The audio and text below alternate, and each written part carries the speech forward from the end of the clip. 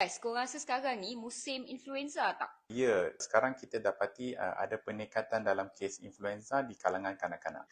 Sekarang bulan September pun dah musim influenza sebenarnya. Tapi kan doktor, biasanya bila betul-betul peak musim influenza? Selalunya peak musim influenza ialah di hujung tahun, musim hujan dan cuti sekolah. Pengalaman saya pun begitu jugalah doktor. Tapi kan saya nak tanya doktor pakar pediatrik sendiri. Biasanya bila peak musim influenza, apa masalah paling utama di institusi kesihatan? Selalunya pada musim influenza ni, masalah terutama yang kita menghadapi ialah wad kami penuh, katil tidak mencukupi untuk kanak-kanak dan kadang-kadang ubat pun tidak mencukupi. Dengan time waktu tu ialah yang semua orang bergesa-gesa untuk mendapatkan vaksin. Betul ya, apa yang Dr. Eng dah cakap tadi, jangan ambil mudah. Memang kita pernah menghadapi tahun-tahun yang habis ubat demam, sirap paracetamol, habis ubat virus, oseltamivir dan penuh wad sampai tak ada katil, sampai parents mengamuk dan tak larat dan tak tahu nak buat apa tu.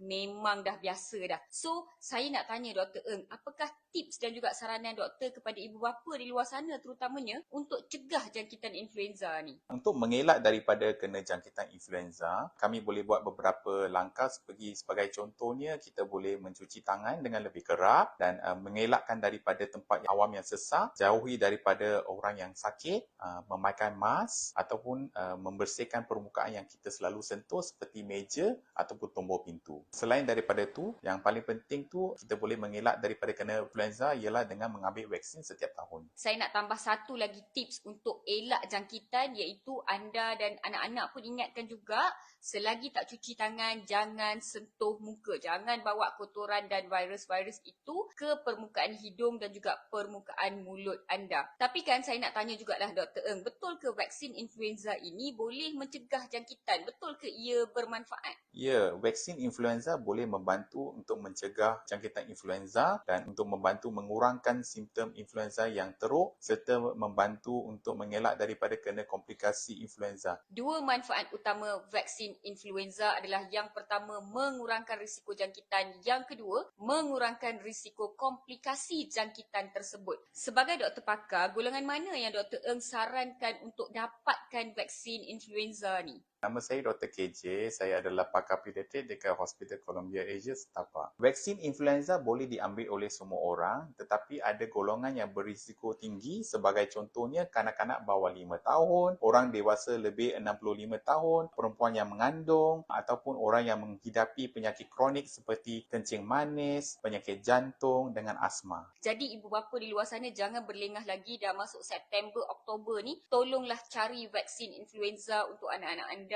di klinik ataupun hospital berdekatan. Kalau nak cari kat Columbia Asia Setapak pun boleh juga. Katanya ada promo RM49 je. Cubalah Roger, saya letak nombor dekat bawah ni sebab saya pun tak pasti sangat. Apa-apa pun ingat, dapatkan vaksin seawal yang mungkin. Nanti lusa katil dah penuh ubat dah tak ada, lagilah kita sebagai parents akan gelabah. Apa-apa pun ingat, mencegah jauh lebih baik daripada merawat. Video berbentuk pendidikan kesihatan ini dibawakan khas untuk anda melalui rancangan Sakit Apa Hari Ini Season 3 oleh Columbia Asia Hospital Setapak.